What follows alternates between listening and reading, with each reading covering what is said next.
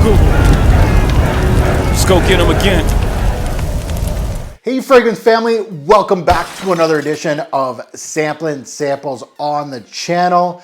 Today we're diving into a fragrance that's been on my radar for a while. It's our first time exploring a scent from the exclusive Burberry Privé line. Yes, if you didn't know, Burberry, a lot of these high-end lines are finally getting into it. I'm not saying Burberry just got into it. They've been out there for a while, but they're kind of hidden. They're kind of like Carolina Herrera, where Herrera doesn't have it readily available everywhere. It's kind of like Burberry's even more hush-hush with their Privé line. If you didn't know, now you know. The one we're getting into today is called High Tea, and the reason why I was so excited about this release, a tea-based fragrance, duh, but true to its name and the brand's British roots, I'm assuming it's going to be, hopefully for us, a beautiful, well-crafted fragrance built around the elegance of tea. For anyone who adores solid tea notes or the idea of tea, which is mostly what we're gonna get here, this one may be worth a sniff for all of us out here.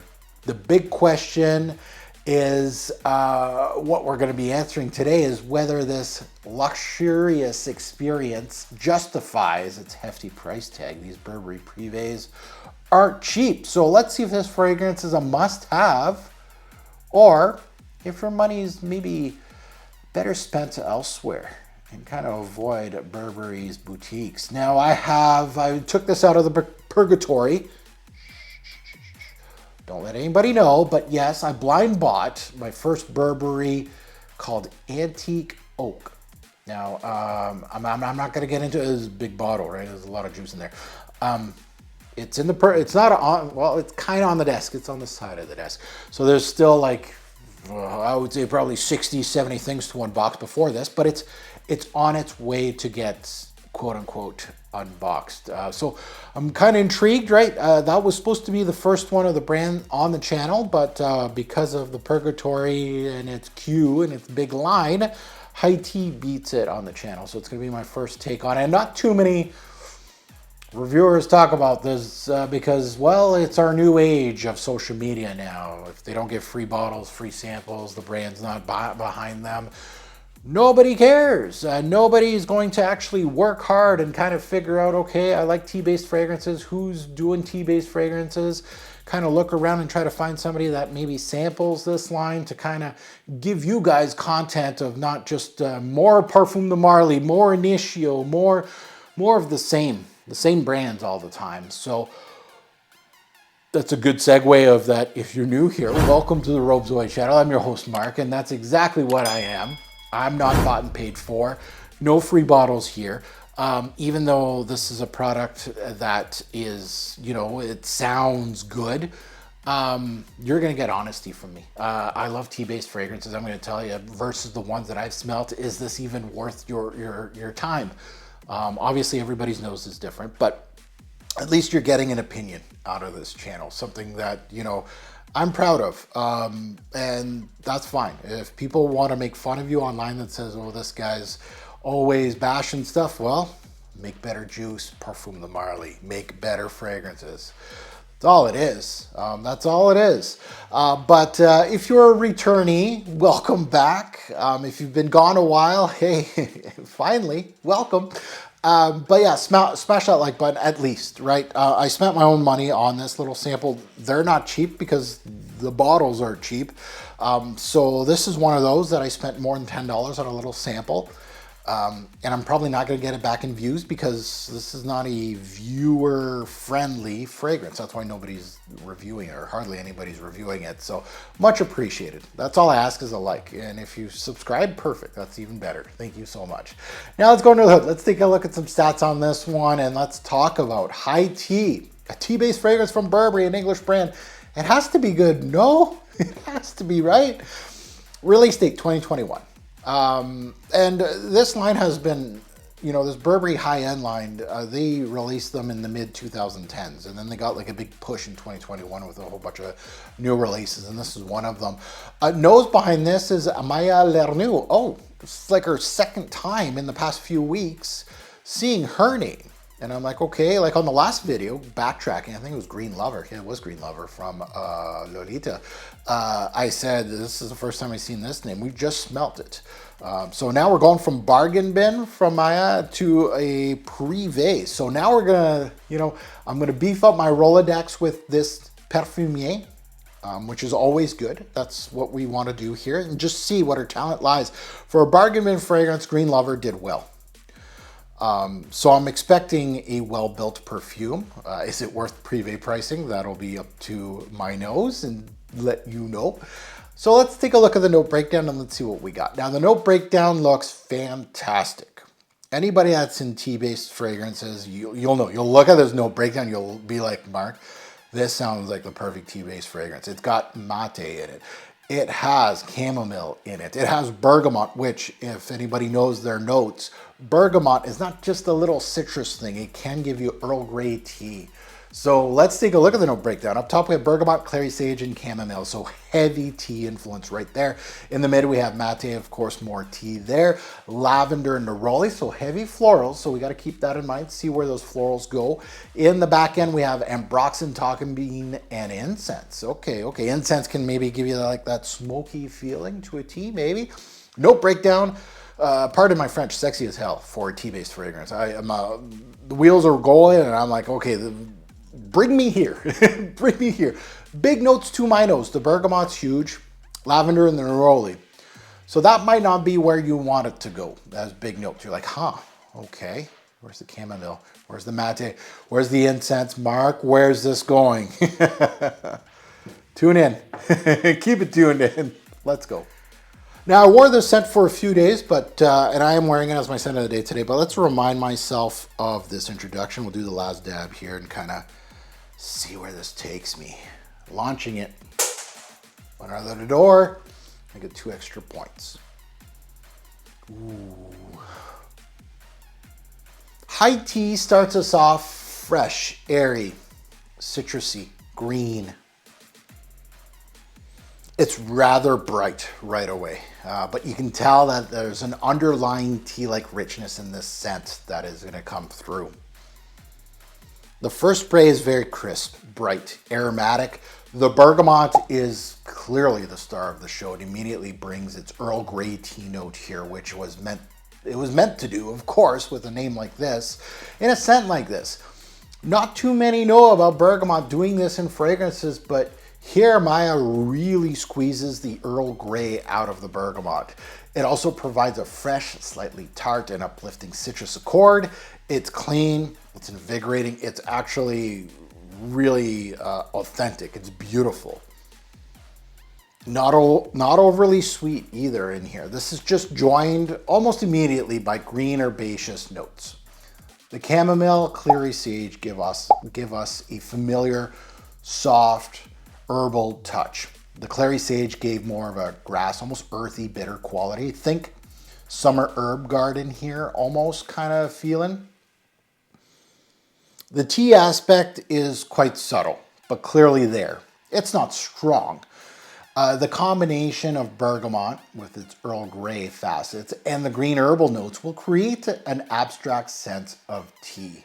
It's more like all the ingredients are around that go inside of the said tea. For tea scents, sometimes they go into this heavy tea leaves feeling, almost like they're best for fall. And I'm thinking of one of the best tea-based fragrances of all time in my collection, which I have 3 bottles. I got 2 backup bottles that are up here in the quote-unquote purgatory up here to get unboxed. It's so good that I need to get backups of it. And I mean backups with an S. That's how good it is. And that is Tea for Two by L'Artisan Parfumeur. Still to this day, my favorite tea-based fragrance, but it's got some depth to it. There is some much lighter tea-based fragrances out there that do such an outstanding job. And I think that's where this goes into. It's not a thicker tea. This is more light and bright with a splash of tea in it. It's a beautiful light experience up top and very good materials, as the Earl Grey bergamot feeling is there. The citrus is beautiful. The beauty of the chamomile as well. I really like this introduction. I really liked it. It was very thin though. but well executed by the nose. As this fragrance dries down, the initial brightness mellows. The mid is more floral, which you would expect with lavender and neroli in the note breakdown, flanking each other in the mid there. It continues to maintain the herbal green punch from the opening though, so you still have that piece, but the bergamot, the citrus appeal, the brightness leaves. The lavender is much more pronounced here, giving its true blue lavender herbal piece rather than smelling like a cleaner. Yeah, it has an herbal tendency here. The neroli does the same, keeping a clean floral theme here. The mate picks up where the intro brought us as the green earthy tea-like quality comes into play. This note truly grounds all the florals. It makes it a much more interesting scent profile, as at some points between the introduction and mid, I felt that the scent lost like almost its tea quality altogether. And it kind of just went a little floral for a bit. And I was like, huh, right? This was, the introduction had promise, and then it like kind of dropped off a bit. Like when the citruses die off, then it's neroli and lavender, and it's like very clean, right? Both those notes are very clean florals. So I went into that territory, and I'm like, oh, okay. But the mate came in, like this mate material, that helps it. The back end of high tea gives me more earthy qualities as the citruses are long gone. It has a certain mineral type of quality here, which could be from the ambroxan. The tonka in here isn't super sweet here, giving a small splash of vanilla, but isn't a huge player, honestly. So tonka, kind of forget about it. The incense, same thing as well. Isn't smoky, it's not churchy, it's not a big piece here, just really helping that earthy aspect overall. That's all it does. These are very, very minute pieces in the overall scheme of things. So there are some things that I was kind of hoping would happen in this release that didn't. So those two notes, especially the tonka and the incense, really don't do much in the overall theme. It's more about the top and the mid notes in this fragrance than the base. The ambroxan is probably the more dominant piece out of those three, which is never a good thing. It never really bothered me in this scent. So anybody that hates ambroxan like I do, you know, the Sauvage haters out there like me, yeah, it's a nothing. Like it gave it kind of mineral kind of smell towards the end, but that was about it. So my overall thoughts, there's some good and some bad here. My initial experience with this scent was more about the impression of kind of setting up for tea time than literal tea based, right? A lot of these tea based fragrances will have some I don't know, like more herbal tendencies. And I'm saying there is some herbal tendencies in here, but they're so light. It feels like you're going to make tea, or the tea's being brewed and you get a whiff of it from across the room. That's how this fragrance feels. There is some nice pieces in here, especially in the introduction. I really applaud the Perfume. It's absolutely out the gate. I'm like, ooh, this is nice. For a tea guy, I'm like, yeah, I'm on board. But, you know, it kind of lost me in that little gap where it went all floral. I'm like, And then the mate came in. I'm like, okay, it's nice, but the florals are still dominant. You know, that's where it kind of lost me a bit here. And the bulk of the fragrance, you know, when you're sampling, it's to try it out. It's not the introduction. I'm not here at a Sephora smelling time and going, oh yeah, and then turning on a camera and going 10 out of 10 off the intro. No, right? We got to sit down with it, let it simmer, and see what we were getting here. And this is where this kind of failed. Like smelling this in a boutique, it might really, oh, this is a nice tea-based fragrance from an English brand like Burberry. Yeah. But, you know, the more you spend time with it, the more you're like, You know, that initial hit's nice though. It's really, really nice. Now let's get into Seasons, Day Night Versatility and Performance. Seasons, this is highly versatile. And we're not talking about versatility, we're talking about seasons, Mark. Yeah. I can see it in the tweener months. It's always like some of these fragrances that are thinner but have a little bit of you know, a little bit of thickness to them. I could see them in spring and fall where they'll do well in the fluctuating weather. But this is going to be more of a spring, summer, fall where you'd wear it a lot in the spring, a little bit in the summer, and a little less in the fall. But I think it would work well in the fall, like a sweater like what I'm wearing right now, right? With this color in the fall, just going outside and it's just a little cool. I don't know how it would perform in those kind of functions, and I don't think it would do well, but I think it would work well with that setting. Day or night, I feel like this is more of a daytime scent. I don't see it as, you could wear it at night, of course, but I feel like I'm more daytime, kind of just wearing it around the house or going out for errands, things like that. For tea time, I guess, something like that. Versatility high. There's nothing in this fragrance that is stopping you from wearing it. There's nothing in here that I would say, you know, it's too gourmand or it's too thick or there's a note in here that's too daring. No, versatility is very high. Performance. This is where I'm going to lose some people. Longevity is 5 to 7 hours, which is good for me. Yeah, it's below my 7 to 9. I'm looking for that with most fragrances, but immediately when I wore this, I was like, oh, this is thin. I don't think this is gonna, actually, to be quite honest, my initial impression of it when I smelt it, my first wearing, I was like, this ain't gonna last more than 5. And it went the distance. It went to 5 to 6 around there, and it died. So I was like, oh, okay, so it can at least hit 5, and it did steadily with these wearings. So that's actually pretty good for this kind of scent profile. Projection is below average. This will turn into a skin scent within the halfway mark of that. So if you say that it's going to last you 6 hours, an hour 3, the person's going to have to be quite close. Like they're going to have to be at your neck kind of thing. That's where this is going in performance. And that is a deal killer for some people. For other people, it's fine. It's okay. I got a whole Rolodex of fragrances that I can wear for certain reasons. So this kind of, if the scent is good, the profile, it smells good to me, who cares about performance? Some people are like that. I'm kind of in that boat in a way, right?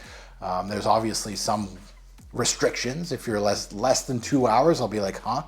I don't know about you. Yeah, so my final thoughts. My final assessment of high tea.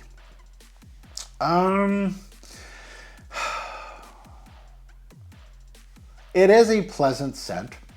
I believe I can find a comparable scent profile than this, and in quality as well. And I'm thinking like immediately after a couple wearings, I was like, you know what? I could probably use the Bulgari Eau Parfumée tea line. They have a tea line in there called Eau Parfumée Au Thé Vert, green tea. Rouge, right? The red tea and the white tea. So they got different tea, Eau Parfumée, Eau, including the name of, and I think this slots in with those. So the only cavity here is those fragrances, and man, I haven't searched for those fragrances online. I think they're all discontinued. They might have brought back the green tea. I think they did. I don't know about the white and red. Black tea, they have a black tea one as well, which was really, really good. Man, they actually have a really good lineup, the Bulgaris. They're right down here, actually, that whole line. Very, very good line. I used to get those for like 50, 60 bucks at discount. It was like a cheapie. Excellent purchases. But the price tag for this one, I looked it up and I was trying to find it. You know, it's so hard to find. I found it for $250 USD retail. That is a difficult price tag to justify. One Canadian retailer that I found was selling this line, and they were asking astonishing $400 Canadian for a bottle of this. Woof. That is a hard pill to swallow. Both high tea and the Bulgaris are both excellent tea-based scents, I would think, but they do the same thing. I really feel like this didn't show me anything extra that I really wanted from the brand. High tea is not a literal gourmand tea-based fragrance in my personal opinion. It's an aromatic scent profile with earthy and floral notes. Subtle tea nuances and a light musky backbone. Like many tea-based fragrances, this one has a calming quality to it. And I really appreciate that in tea-based fragrances. I love them just for that. They really do ground me. You know, sometimes when I need something to just calm me down, a tea-based fragrance just does it for me. I don't know why, but it does. So if you're looking for a photorealistic black tea with milk, sugar kind of thing, this ain't it. This really ain't it. But it will give you, it's not way off the mark as a tea-based fragrance, but I feel like the Bulgaris can do the exact same thing for me at a fraction of a price. So that's my thoughts on this one. So to be honest, I expected more from a British brand like Burberry. Now I'm not, I'm not out of the loop. I know that Burberry has sold their licensing and manufacturing fragrances to Coty. Now Coty is French, but I think they're based in the US now. So it's an American brand. So technically, was there any British hands on this fragrance? Probably not. They were just using the name to just use the name, right? But at the same time, right? Burberry is one of the highlights of British fame, and also in perfumery. So overall, it's a solid release. I wasn't, overly down on it. It's not going to get a 10 out of me, but it's a little pricey for what you get. Don't expect this fragrance to be groundbreaking in the tea genre, and that's kind of where I want to go with this, especially people like me that look at the no-brainer and go, oh, Mate's here, chamomile bergamot, which can do Earl Grey of all things. This is highly tea-based. I was hoping for something truly unique in the world of tea fragrances, but this isn't that. It really just ho-hummed itself to the finish line. It's a very pleasant tea-based fragrance. It's very good. If I could get it at a high discount, and I mean high with a capital H, I'd buy it. It's good, but it's not groundbreaking. That's where I'm at with this one. So it is on the list to buy, but I'm pretty good with my pricing that I slot. Like I'm slotting this in. Like how big is this bottle? Like how much juice is in here? Do they tell me? It is 80% volume, by the way, just letting you know. It's not 80% full. It's a 5 fluid ounce. That's what these bottles are. So that's what you're going to be buying, right? I think it only comes in one bottle size, this lineup. So, and you're looking at, let's say, well, it's 200. So it's not that bad. Like when you're buying a Le Mal elixir for like almost $200 and you're looking at this, like a Privé line, this is much more artistic than a Le Mal. That I could say. But let's say somebody's selling like half their bottle, right? A little below 100 mils of this, and someone is selling it for 150, 120. That's where I would snag it. I would be interested. That's where I'm at. Not $400 Canadian for retail. Forget about it. That's not going to happen. It's not that good. So that's where I'm at with this fragrance. Very pleasant, well done, but nothing new and nothing outstanding. So if I had to give it a score currently, because I always do that in sampling samples, out of 10, this is going to get a 6. And I think the pricing knocks her down a bit.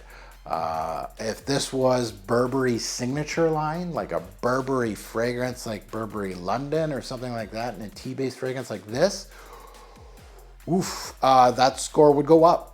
Because Burberry's, you could find it probably at a discounter for under $100. Now you're talking. That score would be more of an 8. It would go up a bit. Maybe even a 9 as a tea-based fragrance. I enjoyed it. It was just, there's some pieces missing in this one. Now I've heard my side. I'm really curious to know what you make out of it, the community. I know hardly anybody has smelt this line, so if you have any experience, good and bad, right? You can praise this to high heavens. I don't care. Like I don't own any stock in Burberry or Coty, so I don't care. You can give it as much praise or as much hate as you want. Maybe I went a little easy on it, But I liked it. It was, but it's not one that now that the sample's done, I'm craving it. No, but I'm gonna slot it in. It's gonna go on the Excel sheet as good, bottle worthy, but at a reduced price. And that's where I would get it. So you may never see a bottle on in my collection ever, an unboxing of this, which is completely fine with me. But it would be a recommend. If someone's looking for tea-based fragrances, I would absolutely throw the name. It would probably be low, depending on their price range. It'd be low on it. I would say like check out these first 10 for 15 or 20 before this, but it would be on the short list. So I can't wait to see the comments, good, bad, and the ugly. And as always, a great or poor fragrance will make a lasting impression. Choose your scent wisely. Thanks for watching, YouTube. Have a good one.